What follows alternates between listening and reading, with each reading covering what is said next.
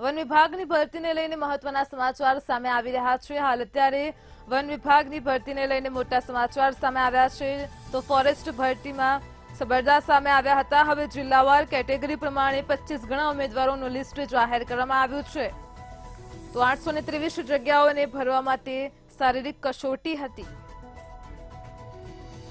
જીએસએસએસબીની website પર list પ્રસિદ્ધ કરાયું છે।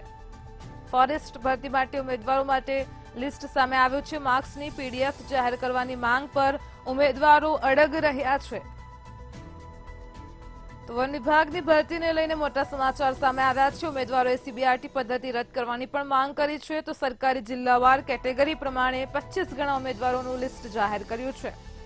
823 જગ્યાઓની ભરપાઈ માટે શારીરિક કસોટી પણ કરવા માટે જણાવવામાં આવ્યું છે। તો જીએસએસએસબીની વેબસાઇટ પર લિસ્ટ પ્રસિદ્ધ કરાયું છે। તો આજ મુદ્દે આપણી સાથે સંવાદદાતા ઉજ્જવલ વ્યાસ જોડાઈ ગયા છે। જી ઉજ્જવલ, હાલ અત્યારે ફોરેસ્ટ ભરતીને લઈને મહત્વના સમાચાર સામે આવ્યા છે અને સમાચારમાં સામે આવ્યું છે કે 25 ગણા ઉમેદવારો માટે લિસ્ટ જાહેર કરાયું છે। શું કહેશો? જનરલ આપને જણાવી દઉં કે વન વિભાગ દ્વારા જે ફોરેસ્ટ બીટ ગાર્ડની જે ભરતી પ્રક્રિયા કરવામાં આવી હતી તેમાં એક તો ખાસ કરીને સીબીઆરટી પદ્ધતિથી પરીક્ષા લેવામાં આવી હતી। એ ઉપરાંત ઉમેદવારોના જે પરિણામ જાહેર કરવામાં આવ્યા હતા તેમાં માર્ક્સની કોઈ સત્તાવાર જાહેરાત કરી ન હતી, જેના કારણે ઉમેદવારોની અંદર ક્યાંક ને ક્યાંક અસંતોષ હતો અને આ ધીમે ધીમે આંદોલનના સ્વરૂપમાં ફેરવાઈ ગયું હતું। છેલ્લા 3 દિવસથી ગાંધીનગરની અંદર સરકાર, પોલીસ અને આંદોલનકારીઓ વચ્ચે ચકમક જરી રહી છે। આંદોલન ઉગ્ર બની રહ્યું છે। યુવરાજસિંહની પણ અટકાયત કરવામાં આવી હતી। કેટલાક વિદ્યાર્થી નેતાઓ, કેટલાક ઉમેદવારોની પણ અટકાયતનો દોર રહ્યો હતો।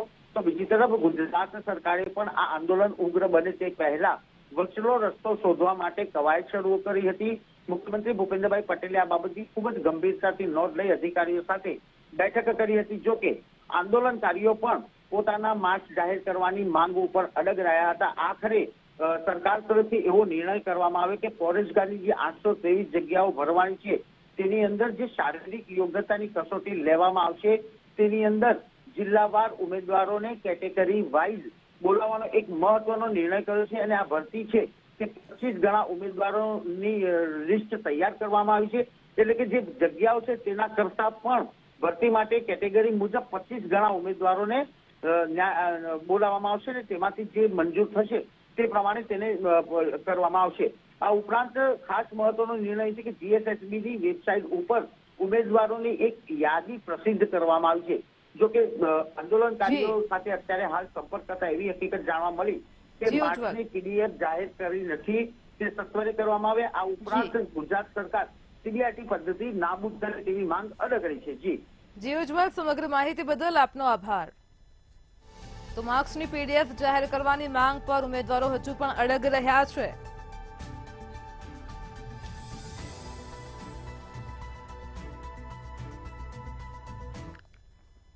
સમાચાર સામે આવી રહ્યા છે ગાંધીનગરમાં હર ઘર તિરંગા અભિયાન માટે હવે સમાચાર સામે આવ્યા છે। ખાસ કરીને ત્યાં ભવ્ય આયોજન થશે। તો ગાંધીનગરમાં હર ઘર તિરંગા અભિયાન યોજાવા જઈ રહ્યું છે। રમતગમત મંત્રી હર્ષ સંઘવીએ આ જાહેરાત કરી છે। અભિયાન માટે ભવ્ય આયોજન થશે। રાજ્યભરમાં 50 લાખથી વધુ તિરંગાનું વિતરણ કરાશે। તો 4 મહાનગરોમાં 2 થી 3 કિલોમીટર લાંબી તિરંગા યાત્રા પણ યોજાશે। 78માં સ્વાતંત્ર્ય દિનની ભવ્ય ઉજવણી કરવામાં આવશે।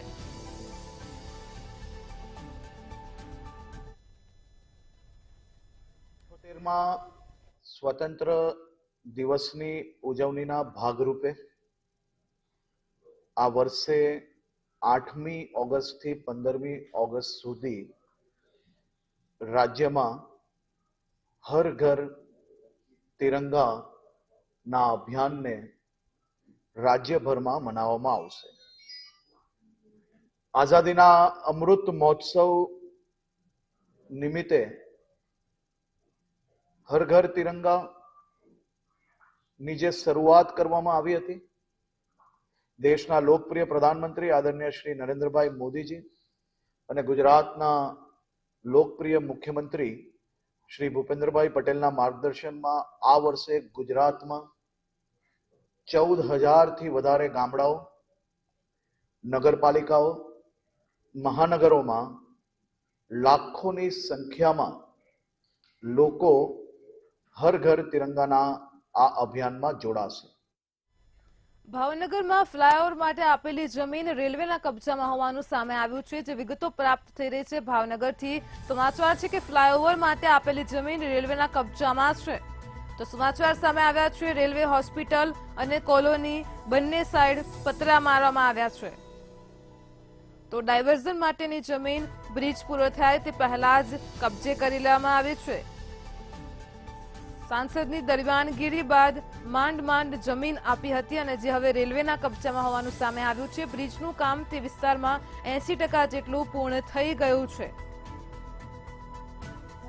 તો બ્રિજ નીચેનો એકમાત્ર રસ્તો રાહદારીઓ માટે ખુલ્લો રાખવામાં આવ્યો છે. ભાવનગરમાં ફ્લાયઓવર માટે આપેલી જમીન રેલવેના કબજામાં આવી ગઈ છે. કોલોનીની બંને સાઈડ પતરા મારવામાં આવ્યા છે. ડાયવર્ઝન માટેની જમીન એ બ્રિજ પૂરો થાય એ બ્રિજ બનવાનું કાર્ય તે પહેલા જ હવે રેલવે કબજે કરી લીધી છે. સાંસદની દરમિયાનગીરી બાદ માંડ આ જમીન મળી હતી. તો બ્રિજનું કામ તે વિસ્તારમાં 80% જેટલું પૂર્ણ થઈ ગયું છે. ભાવનગરથી સમાચાર સામે આવ્યા છે. હવે રાહદારીઓ માટે બ્રિજ નીચેનો માત્ર એક માર્ગ જ ખુલ્લો મુકાયો છે. તો ફ્લાયઓવર માટે આપેલી જમીન રેલવેના કબજામાં હોવાનું સામે આવ્યું છે. રેલવે હોસ્પિટલની બંને સાઈડ પતરા મારવામાં આવ્યા છે. રેલવે કોલોનીની બંને સાઈડ પતરા મારવામાં આવ્યા છે. ડાયવર્ઝન માટેની જમીન બ્રિજ પૂરો થાય તે પહેલા જ કબજે કરી લેવાય છે. તો ભાવનગરથી સમાચાર છે. સાંસદની દરમિયાનગીરી બાદ માંડ જમીન આપવામાં આવી હતી. બ્રિજનું કામ તે વિસ્તારમાં 80% જેટલું પૂર્ણ થઈ ગયું છે.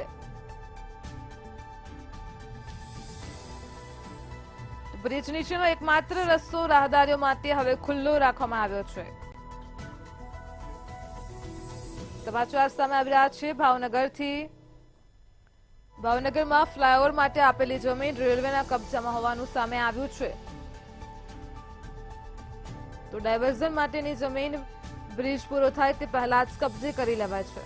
આજ મુદ્દે આપણી સાથે સંવાદદાતા હિરેન ફોન લાઈન પર જોડાઈ ગયા છે. જી હિરેન, ભાવનગરમાં જે આ મામલો પ્રકાશમાં આવ્યો છે, ફ્લાયઓવર માટેની જે જમીન ફાળવવામાં આવી હતી જે હવે રેલવેના કબજામાં છે, શું છે સમગ્ર મામલો? જી એનલ જણાવી દઉં કે ભાવનગર મહાનગરપાલિકાનું તંત્ર અને રેલવે તંત્ર છે ભાવનગરનું, તેનું કહી શકાય કે સંકલનનો અભાવ પહેલેથી જોવા મળી રહ્યો છે. બંને ડિપાર્ટમેન્ટ છે તે એકબીજાની તૂતુમેમે કરતા હોય તેવા પણ અનેક કિસ્સાઓ સામે આવ્યા છે. જ્યારે ભાવનગરનો પ્રથમ જે ફ્લાયઓવર બને છે તેની વચ્ચે રેલવેની જમીન આવેલી છે, જે એક બાજુ રેલવેના ક્વાર્ટર છે તો એક બાજુ હોસ્પિટલ છે. હવે જે આ ફ્લાયઓવર બનાવવાનો છે ત્યાં વાહનોને જે કહી શકાય કે ડાયવર્ઝન માટેની જગ્યા મહાનગરપાલિકાને જોતી હતી, પરંતુ રેલવે વિભાગ આપતો નહોતો. પરંતુ સાંસદની દરમિયાનગીરી બાદ આ જગ્યા ફાળવવામાં આવી હતી. પરંતુ જે રીતના હાલ કહી શકાય કે જે પૂર્વ સાંસદ ભારતીબેન સિયાવ હતા તેની જગ્યાએ હવે નવા સાંસદ ભાવનગરમાં આવ્યા છે. પરંતુ રેલવે દ્વારા આ જે રસ્તો જે આપવામાં આવ્યો હતો તે બ્રિજનું કામ પૂર્ણ થયા પહેલા જ બંધ કરી દેવામાં આવ્યો છે આજ રોજ, જેને લઈને વાહન ચાલકોને ભારે મુશ્કેલી પડશે. જોકે હવે બ્રિજનું કામ જે બાકીનું છે આ વિભાગનું, આ વિસ્તારનું જે કામ છે તે શરૂ કરવામાં આવશે તો વાહન ચાલકો ક્યાંથી નીકળશે તે મોટો સવાલ છે. ત્યારે જોવાનું રહ્યું કે હવે ફરી વખત જે જમીનની માંગણી કરવાની થશે તો મહાનગરપાલિકા અને રેલવે વચ્ચે ટ્યુનિંગ કેવી રીતે જોવા મળશે. જી હિરેન, સમગ્ર માહિતી બદલ આપનો આભાર.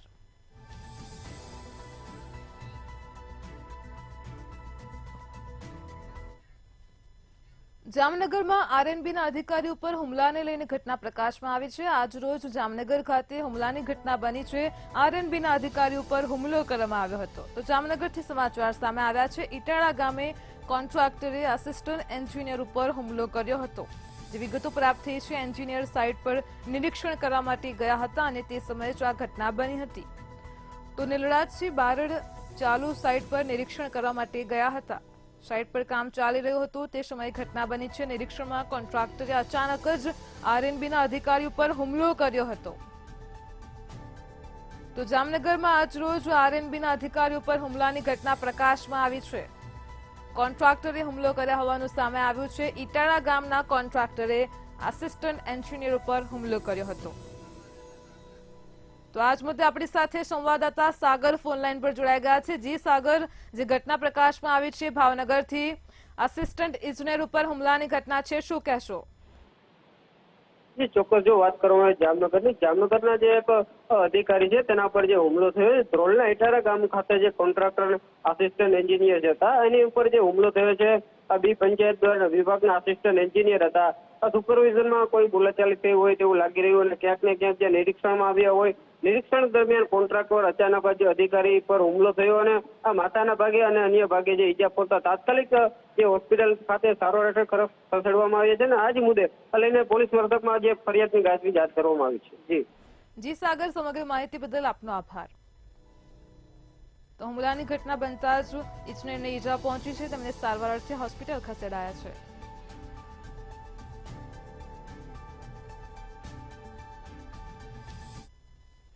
અમદાવાદમાં હેલ્મેટ મામલે હાઈકોર્ટે આદેશ આપ્યો છે. ટુ વ્હીલર વાહન ચાલકે હેલ્મેટ ફરજિયાત પહેરવા માટે હાઈકોર્ટ દ્વારા હુકમ કરવામાં આવ્યો છે.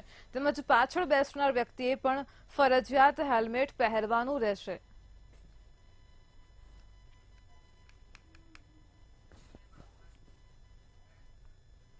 અમદાવાદ શહેરમાં ટ્રાફિકના નિયમોને લઈને ગુજરાત હાઈકોર્ટે આજે ટ્રાફિક પોલીસ અને રાજ્ય સરકારને આડે હાથ લીધી હતી અને ઘણા વિધક સવાલો કર્યા હતા. ત્યારે શહેરમાં ટ્રાફિક મુદ્દે અમદાવાદ શહેર પોલીસ કમિશનરે નિવેદન આપ્યું હતું. ટ્રાફિકના નિયમોનું પાલન ન કરનાર સામે કડક કાર્યવાહી કરવામાં આવી રહી છે. તેમજ ટ્રાફિકની સારી કામગીરીથી અકસ્માતમાં થતા મોતના આંકડા ઘટ્યા છે. આ 7 મહિનામાં એટલે 1 જનવરીથી 31 જુલાઈ 2024 સુધી અમદાવાદ શહેરમાં 234 ડેથ્સ રોડ એક્સિડન્ટની થઈ છે, જે ગયા 7 મહિનામાં આ સમય દરમિયાન 7 મહિનામાં 315 હતી. એટલે કે કુલ 81 ડેથ 81 જે ડેથ છે એ આ વર્ષે 7 મહિનામાં ઓછી થઈ છે. એટલે કે 25%નો જંગી ઘટાડો આ ગઈ શકાય. ગુજરાત એટીએસે મહારાષ્ટ્રના ભિવંડીમાં ચાલતી ડ્રગ્સ ફેક્ટરી ઝડપી પાડી હતી. એટીએસના અધિકારીઓએ 2 આરોપીઓને 800 કરોડના ડ્રગ્સ સાથે ઝડપી પાડ્યા છે. ફ્લેટમાં અચાનક ચેક કરતા તેમાંથી ડ્રગ્સ બનાવવા માટે કેમિકલ, પીપળા, મિક્સર અને બીજા પ્રતિબંધિત વસ્તુઓ ત્યાં મળી આવી હતી. સાથે જ ડ્રગ્સ બનાવનાર મોહમ્મદ યુનુસ અને તેનો સગો ભાઈ મોહમ્મદ આદિલને પોલીસે દબોચી લીધા છે. અને સરકારી પંચો સાથે અમે એ જગ્યા ઉપર રેડ કરી અને રેડ જ્યારે કરી તો એ લોકોએ બંને જે આરોપીઓ છે એ બંને આરોપીઓ ત્યાં જગ્યાથી મળી આવેલ. સાથે સાથે એ લોકોએ ભિવંડીમાં એક નાનકડો ફ્લેટ રાખેલ હતો, જે જગ્યા ઉપર લોકોની અવરજવર થોડી ઓછી હોય છે. એ ફ્લેટમાં આ લોકોએ મેન્યુફેક્ચરિંગ એમડીનો કરી રહ્યા હતા. જગ્યાની જ્યારે સર્ચ કરવામાં આવેલ તો ત્યાંથી લગભગ 10 kg સેમી લિક્વિડ ફોર્મનો, સેમી સોલિડ ફોર્મનો અને લગભગ 782 kg લિક્વિડ એમડી ત્યાંથી મળી આવેલ.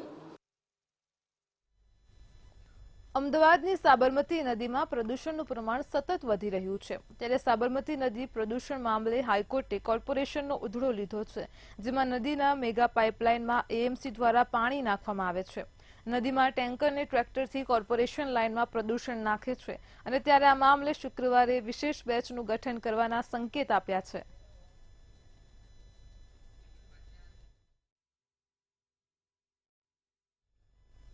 વડોદરામાં નગર પ્રાથમિક શિક્ષણ સમિતિના પૂર્વ સભ્ય નરેન્દ્ર જયસ્વાલ દ્વારા આક્ષેપ કરવામાં આવ્યા છે કે નગર પ્રાથમિક શિક્ષણ સમિતિ દ્વારા મંજૂરી વગર 6 શાળાઓ ચાલુ કરી દેવામાં આવી છે. ત્યારે આ સમગ્ર બાબતે જિલ્લા શિક્ષણ અધિકારીની કચેરી ખાતે રજૂઆત કરી હતી. ધોરણ 9 થી 6 માધ્યમિક શાળાઓ મંજૂરી વગર ચાલુ કરી દેવામાં આવી છે, જેમાં 5 ગુજરાતી અને 1 હિન્દી મીડિયમની સ્કૂલ છે.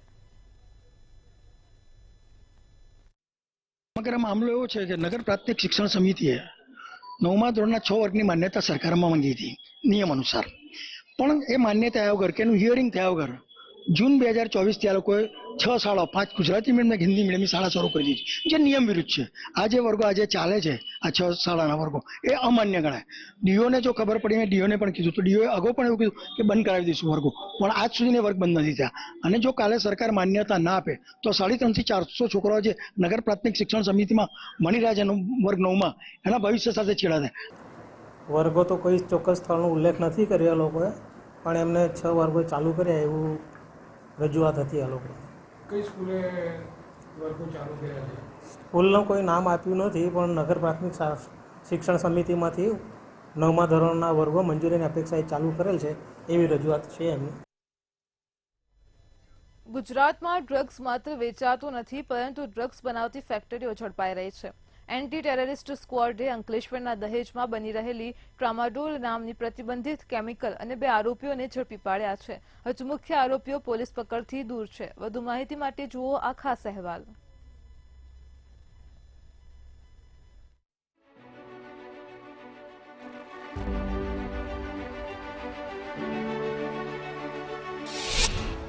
ગુજરાતના અંકલેશ્વરમાંથી ડ્રગ્સ બનાવતી ફેક્ટરી ઝડપાઈ. એટીએસે દહેજમાંથી ટ્રામાડોલ સાથે ઝડપ્યા 2 આરોપીઓ.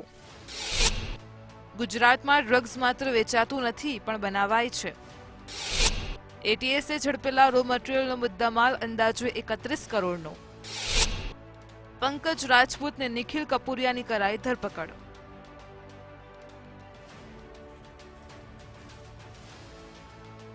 ગુજરાતમાં થોડા સમય પહેલા એમડી ડ્રગ્સ બનાવતી ફેક્ટરી ઝડપાઈ હતી. ત્યારે હવે પ્રતિબંધિત દવાઓનું પણ હબ ગુજરાતમાં વધી રહ્યું છે. થોડા સમય પહેલા કસ્ટમ વિભાગ અને ભુજ પોલીસ દ્વારા ટ્રામાડોલનું આખું કન્સાઇનમેન્ટ પકડવામાં આવ્યું હતું. આ કન્સાઇનમેન્ટ સાઉથ આફ્રિકામાં મોકલવામાં આવી રહ્યું હતું, જેની આંતરરાષ્ટ્રીય કિંમત 110 કરોડ છે, જેમાં 68 લાખ પ્રતિબંધિત ટેબ્લેટ્સ પકડવામાં આવી હતી, જેમાં રો મટીરીયલ મળી આવતા અંદાજે 31 કરોડનો મુદ્દામાલ ગુજરાત એટીએસ અને ભરૂચ પોલીસની એસઓજી દ્વારા કબજે કરવામાં આવ્યો છે. એ જગ્યા પર જ્યારે અમે રેડ કરી તો અમને જાણવા મળેલ કે જે પંકજ રાજપૂત છે એ ત્યાં જે ટ્રામાડોલ ટેબ્લેટ બનાવવા માટે જે ટ્રામાડોલનો એપીઆઈ હોય છે એની લાસ્ટ સ્ટેજનો લિક્વિડ જે છે લિક્વિડ ફોર્મમાં ટ્રામાડોલ કહી શકાય એનો પ્રોડક્શન કરી શક્યો હતો અને એની આશરે 1410 લીટર જે જથ્થો છે ત્યાંથી અમે સીઝ કર્યો હતો. ગેરકાયદેસર લિક્વિડ ટ્રામાડોલનો જથ્થા સાથે પંકજ રાજપૂત અને નિખિલ કપૂરિયાની ધરપકડ કરવામાં આવી હતી. આ પ્રતિબંધિત દવાઓ બનાવવા માટે સરખેજમાં આવેલા શ્રીજી સાયન્ટિફિકના માલિક હર્ષદ કુકડિયાને પ્રોસેસિંગ માટે આપતા હતા. પ્રોસેસિંગ બાદ તૈયાર થયેલ ટ્રામાડોલ હર્ષદ કુકડિયાઓને મોકલી આપતા હતા. તૈયાર માલ કેવળ ગોંડલિયા અને હર્ષિત પટેલ પાસે આવતો હતો. તો હાલ પૂરતો અમે જે પંકજ છે અને નિખિલ કપૂરિયા છે આને અરેસ્ટ કરી ચૂક્યા છીએ. બીજા બધા પણ જે લાઇનમાં આરોપીઓ છે એ પણ અમારી નજરમાં છે અને એની પૂછપરછ પ્રારંભિક રીતે ચાલી રહી છે. ડિટેન અમે એને કરી લીધા છે અને વિથ ડ્યુ પ્રોસેસ અમે આના પણ અરેસ્ટ કરીશું. ડીઆરઆઈના સરીગામ ખાતેથી આવેલી ગેલેક્સી ફાર્મા 6 વર્ષ પહેલા વલસાડના સરીગામ ખાતેની આવેલી ગેલેક્સી ફાર્મા પર દરોડા પાડ્યા હતા. આ દવાને સરકારે એપ્રિલ 2018માં જ પ્રતિબંધિત કરી છે. બજારમાં ચાલતી ચર્ચા મુજબ ડીઆરઆઈએ 60 કરોડની દવાનો જથ્થો સીઝ કર્યો હતો. મેહુલ દુધરેજા, મંતવ્ય ન્યૂઝ, અમદાવાદ.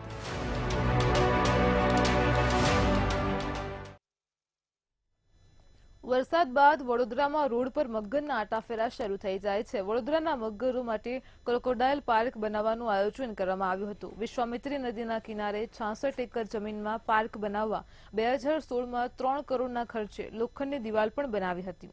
જોકે ત્યારબાદ આ તંત્રને ખબર પડી કે આ જમીન તો મહારાણીએ ગરીબોના આવાસ માટે દાનમાં આપેલી છે, જેના કારણે આ પ્રોજેક્ટ અટકી પડ્યો છે. મગરોને પાર્ક ન મળ્યા અને જેના કારણે મગરો રોડ પર લટાર મારતા જોવા મળી રહ્યા છે. આ મગર ક્રોકોડાઇલ પાર્ક બનાવવાનો લોકોએ પ્રોજેક્ટ મૂક્યો હતો. એ વખતે અમે વિરોધ કર્યો હતો કે ક્રોકોડાઇલ પાર્ક કોઈ દિવસ બનાવવું ના જોઈએ. એ તો મગરની જેલ કહેવાય. મગર મુક્તપણે રહેવા ટેવાયેલા છે અને એમને નવડાવવા ધવડાવવાનો કોર્પોરેશનને ખર્ચો નથી. અને આ જે જમીન છે એ રાજમાતાનો પર્પઝ હતો કે ભાઈ આવાસ યોજના માટે આપી હતી. તો એ જે પર્પઝથી જમીન આવી એનો પર્પઝ પૂરો થયો નહીં. રિઝર્વ જમીનમાં 3.5 કરોડના ખર્ચે ફેન્સિંગ થઈ અને પછી પ્રોજેક્ટ દિલ્હીથી અર્બન મિનિસ્ટ્રીમાંથી કાગળ આવ્યો કે આ રિઝર્વ જમીન છે, મકાનો કેમ નથી બનતા, એટલે ક્રોકોડાઇલ પાર્કનો પ્રોજેક્ટ ત્યાં ડ્રોપ કરવામાં આવ્યો. બાય ધેટ ટાઈમ કરોડોનું નુકસાન અને કિંમતી વર્ષોનું નુકસાન થઈ ગયું.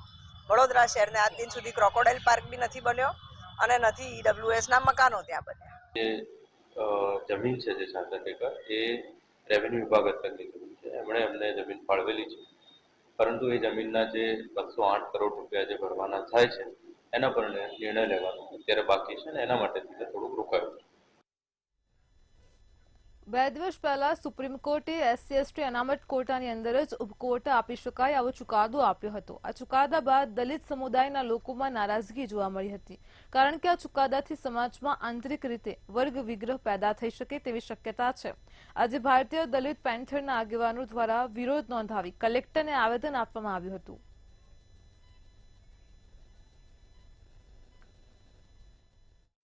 ભારત સરકારને અપીલ કરવા માંગે છે કે સંસદના આ જ સત્રમાં બંધારણનો જે મૂળ મુસદ્દો છે એ લાગુ કરવામાં આવે, કેમ કે આજ બંધારણની વિરુદ્ધ જજમેન્ટ છે કે જે બંધારણમાં બધું પાસ કરીને કરવાનું હોય એના બદલે સુપ્રીમ કોર્ટે ન્યાયોએ આ બધું પાસ કરીને અનામતનો ફેસલો આપ્યો છે. અનામતનો ફેસલો બંધારણ દ્વારા સંસદમાં જ આપી શકાય, એટલે બંધારણને પુનઃસ્થાપિત કરવામાં આવે. માત્ર રાષ્ટ્રપતિને જ SC/ST ની યાદી બનાવવાનો અધિકાર છે ને એમાં છેડછાડ કરવાનો કે એને સુધારવાનો કે એને અનુરૂપ આપવાનો અધિકાર રાષ્ટ્રપતિને જ છે. બાંગ્લાદેશમાં ચાલી રહેલ કટોકટી પરિસ્થિતિના કારણે ભારતના માર્કેટ પર મોટી અસર થઈ રહી છે. ભારત બાંગ્લાદેશ સાથે વર્ષોથી ટેક્સટાઇલ તેમજ સ્પાઇસ મસાલાની આયાત નિકાસ કરે છે અને ત્યારે હાલ વેપાર બંધ થવાના કારણે ભારતને 500 થી 1000 કરોડનું નુકસાન થઈ રહ્યું છે. તેના પગલે ટેક્સટાઇલ ઉદ્યોગ, કોટન માર્કેટ તેમજ ઓલ સ્પાઇસ પર વધુ અસર થઈ રહી છે. ગુજરાતમાંથી અહીં ફેબ્રિક, મરચા, જીરું સૌથી વધુ એક્સપોર્ટ થાય છે તે હાલ અટક્યું છે. હવે નવી સરકાર બનશે પછી જ ખબર પડશે કે આગળ શું થશે.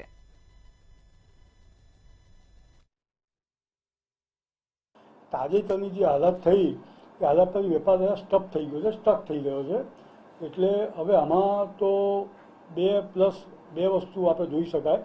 એક તો વેપાર નવી ગવર્મેન્ટ આવે અને હવે શું કેવી રીતના ડિસિઝન લે છે, અને હાલ પૂરતું એની પહેલાં તમને એ વાત પણ હું કહી દઉં કે શેખ હસીના જે લાસ્ટ ટાઈમ મોદી સાહેબને મળવા આવેલા ત્યારે આપણો ટ્રેડ રૂપિયામાં કરવા માટેની પણ એક હસ્તાક્ષર કરેલા હતા. એટલે વેપારનો એક બુસ્ટઅપ માટેની પ્રોસેસ આપણે ચાલતી હતી.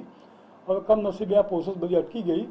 હોપફુલી નવી ગવર્મેન્ટ આવે અને નવી ગવર્મેન્ટ આ બાબતમાં આગળ વધે તો આપણા માટે વેપારમાં તકો ઉજ્જવળ છે.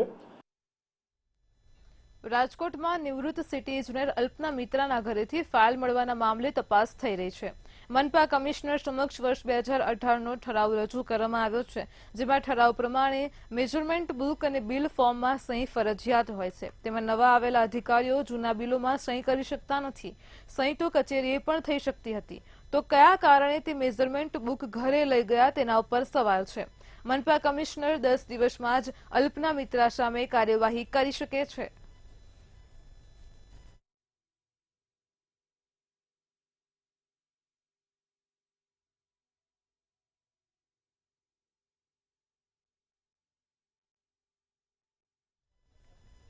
રાજકોટમાં NSUI દ્વારા કલેક્ટર કચેરી ખાતે વિરોધ પ્રદર્શન કરવામાં આવી રહ્યું છે. ફોરેસ્ટ ગાર્ડની ભરતી પ્રક્રિયામાં ગોટાળાનો આક્ષેપ કરાયો છે, જેને લઈને તેઓ મેદાને છે.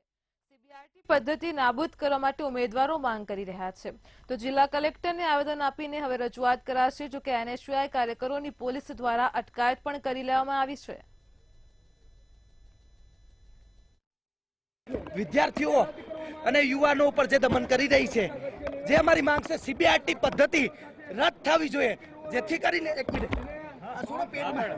પેટ છોડો જે CBRT પદ્ધતિ છે જેનાથી મોટું સ્કેમ થવાની આશંકા છે અને વિદ્યાર્થીઓને અન્યાય થયો છે. રાજકોટમાં ફોરેસ્ટ ગાર્ડની પરીક્ષાના પરિણામમાં ગોટાળા સામે આવતા જ NSUIના પ્રમુખની આગેવાનીમાં કલેક્ટર કચેરી ખાતે ઉગ્ર વિરોધ પ્રદર્શન કરવામાં આવ્યું હતું, જેમાં કોમ્પ્યુટર બેઝ રિક્રુટમેન્ટ ટેસ્ટ રદ કરવાની માંગ કરવામાં આવી હતી. તો NSUIના કાર્યકરોએ કલેક્ટરની ઓફિસ બહાર વિદ્યાર્થીઓ પર અત્યાચાર બંધ કરોના નારા લગાવ્યા હતા. ત્યારબાદમાં કલેક્ટર ઓફિસની અંદર જવા માટે પ્રયાસ કરતા જ NSUI પ્રદેશ પ્રમુખ સહિત 6 વિદ્યાર્થીઓની અટકાયત કરાઈ છે.